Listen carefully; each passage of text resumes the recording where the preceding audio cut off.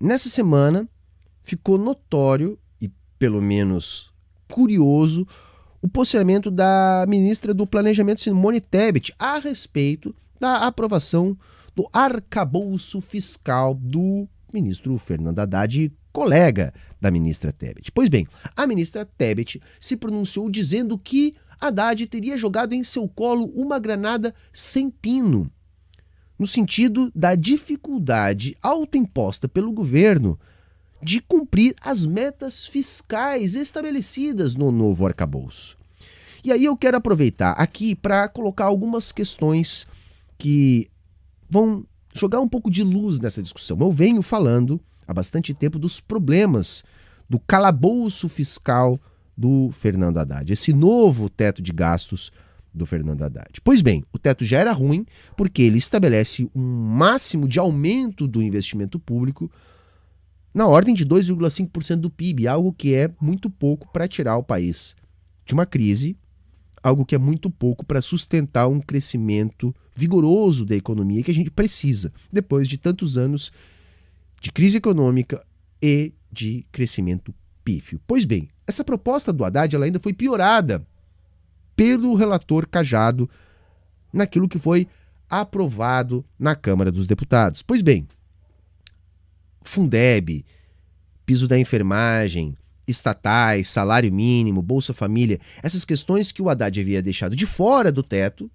o que fazia com que ele não fosse tão draconiano, tão ruim, foram incluídas dentro do teto do novo arcabouço fiscal, piorando o regime. Além do que também houve uma mudanças, ou melhor, além do que houve uma mudança nas metas que, segundo o relator, não poderão mais ser estabelecidas pelo próprio governo.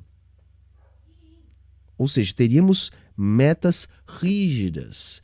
E é lógico, isso traz muitas dificuldades para o cumprimento das metas fiscais, obrigando coisas difíceis como aumentar tributos. E é isso que a ministra Simone Tebet está aqui colocando. Mas aí nós temos que entender alguns pontos. Porque não é possível que o Lula não tenha cobrado do Haddad espaço para investir, para cumprir suas promessas de campanha. O Lula é um político experiente, ele sabe que ele precisa dar conta de algumas coisas, não apenas para dizer que cumpriu promessas de campanha, mas para não se desconstituir politicamente. Ele sabe da fragilidade do ambiente político. Tem experiência para isso. Então, de onde que o Lula está esperando ter dinheiro para cumprir com as suas promessas de campanha? E nós temos duas coisas. O primeiro ponto é que neste ano tem dinheiro. O orçamento da transição, o orçamento de guerra, naquela importante vitória conquistada lá atrás por Lula, garantiu a esse ano um volume satisfatório de investimento público. Nós vamos poder terminar o ano aí com alguma coisa em torno de 6% do PIB, muito mais do que o arcabouço fiscal do Haddad está permitido para os próximos anos. Então, neste primeiro ano, temos espaço para o governo. Então, já se teve algum reajuste no funcionalismo, no salário mínimo, as emendas do relator estão garantidas, essas são fundamentais para a atual forma de governabilidade, e a gente viu isso nessa última semana com a aprovação da MP dos ministérios, e é disso que a Simone Tebet está aí reclamando. Será que não vai faltar dinheiro para as emendas? Como quem diz, se faltar dinheiro para as emendas, o governo não governa. Pois bem, Lula deve saber disso. Então, nesse primeiro ano, a coisa está safa. Estando safa esse ano, a gente pode imaginar que nós teremos um crescimento que garanta para o ano que vem, o teto do arcabouço fiscal de 2,5%. Para além disso, também é possível que se tenha um pouco a mais dentro da margem do novo teto. Por quê? Vamos esquecer que há uma banda do 0,6 ao 2,5% de aumento do investimento público, né, limitada a 70% do aumento da arrecadação no ano anterior. Pois bem, mas também tem um outro detalhe pouco comentado, que é o seguinte: se a meta de superávit for superada, e para este primeiro ano nós ainda não temos uma meta de superávit, né? Temos apenas uma meta de redução de déficit. Pois bem, se nós conseguirmos reduzir isso e ainda assim um pouco a mais, esse pouco a mais, pela regra do teto de gastos, pode ser investido no ano que vem. Então daí também, possivelmente, o Lula possa estar esperando um pouco mais de espaço no orçamento. Por que é necessário um pouco mais de espaço no orçamento?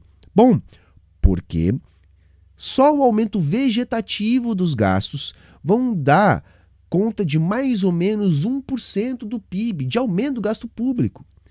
Então, se a gente tiver 2,5, 2,75, 2,65, alguma coisa nesse sentido, ainda assim será muito pouco para que a gente possa ter aumento no investimento público, para que a gente possa ter investimento nas estatais, para que a gente possa ter aumento do salário mínimo, sem comprometer a política a partir do não cumprimento das metas fiscais. Então, de um lado, o governo espera ter um forte crescimento neste ano, proporcionado pelo dinheiro que ele pode gastar, e além disso também está sendo vislumbrado pelo governo na sua estratégia uma outra questão, que é a seguinte: o Haddad vai tentar reonerar empresas acabando com isenções fiscais. Ele falou em mais de 100 bilhões de reoneração. Eu não acredito nisso tudo, mas alguma coisa certamente virá. Outra coisa que o governo também está contando é com investimento externo. Proteção para as florestas, investimento direto, alguma coisa fruto das articulações políticas de Lula no plano internacional. Alguma coisa também deve vir.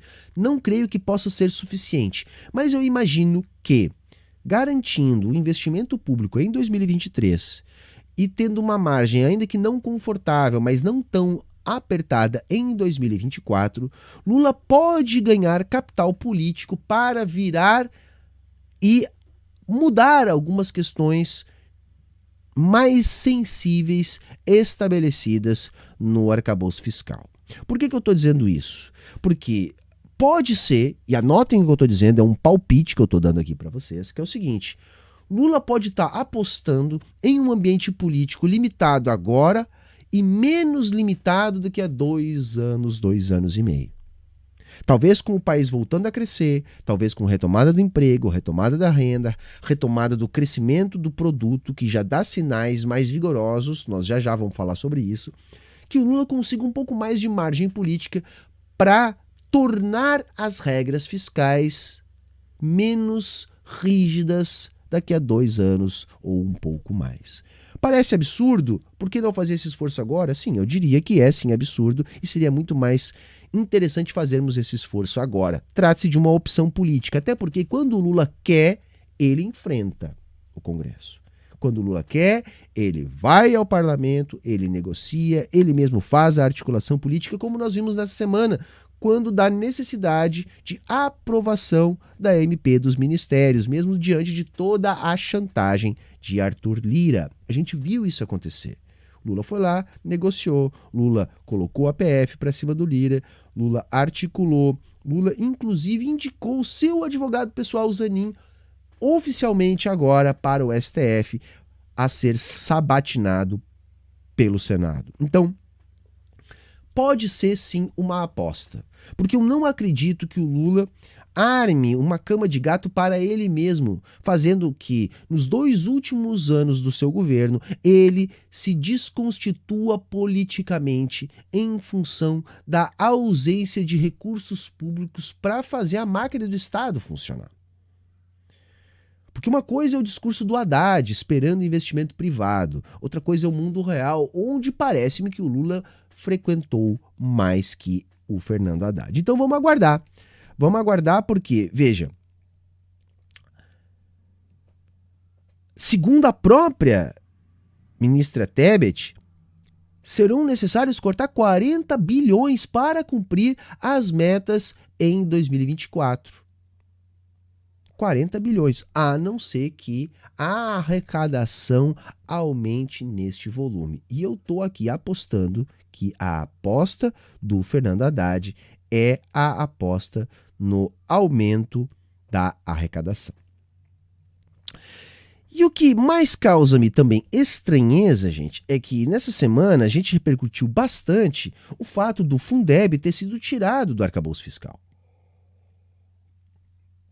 E é por isso que eu estou apostando que é uma alternativa, mais uma vez, essas regras fiscais serem alteradas num médio prazo, num curto ou médio prazo. Porque vejam, por exemplo, esta fala aqui do Haddad em um evento no ABC Paulista com a presença do Lula.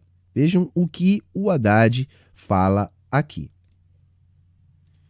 Hoje nós temos aqui 20 mil estudantes, praticamente. É uma coisa que, 15 anos atrás, 16 anos atrás, a gente sonhava com isso, queria que, inclusive, chegássemos nesses números muito antes.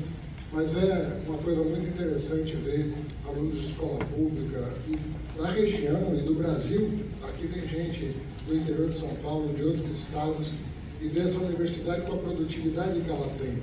Uma das universidades mais produtivas do Brasil. Então isso enche a gente de orgulho. A primeira providência que a gente tomou foi aprovar uma PEC, chamada PEC da Transição. O que ela visava, Camilo? Ela visava fazer o seguinte: quando caísse o teto de gasto por lei complementar, automaticamente, para o ano seguinte, a educação e a saúde recuperariam 100% do dinheiro surrupiado dessas duas áreas pelo governo Bolsonaro. O que ele está falando aí é o seguinte, gente: nós temos uma legislação que garante que as verbas da saúde e educação vão aumentar em 100% do aumento da arrecadação. Essa legislação ela foi suspensa durante o período do teto de gastos, mas ela não foi abolida. Então, se o teto de gastos cai, é isso que o ministro Haddad está dizendo ali, automaticamente estes parâmetros constitucionais deveriam voltar a estar valendo. E o que a gente vem alertando é que, pelo arcabouço fiscal do próprio ministro Fernando Haddad, o Fundeb não está mais protegido, ou seja, não há mais essa garantia constitucional que nós esperávamos ter de volta com o fim do teto de gastos. E aí o Haddad vai lá num evento com o Lula, falando para estudantes, vai lá garantir que as verbas para a educação vão voltar a ser garantidas em 100% da arrecadação. Então, diferente do que está aprovado agora, neste momento, no arcabouço fiscal. É isso que eu estou aqui chamando a atenção. Vejam a ciência que Haddad tem disso, da gravidade disso, e ele está aí falando isso na frente do Lula. Mas reparem no que ele diz no final. Isso acaba de ser feito e o ano que vem a saúde e a educação vão restabelecer o piso constitucional de 88.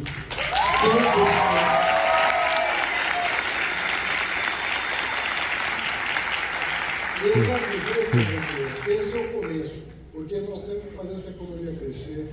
Mas não é isso que passou na Câmara, tá? Porque é com o crescimento que você vai acomodando as pressões, legítimas pressões da sociedade, por serviços públicos de mais qualidade, por expansão de oportunidade.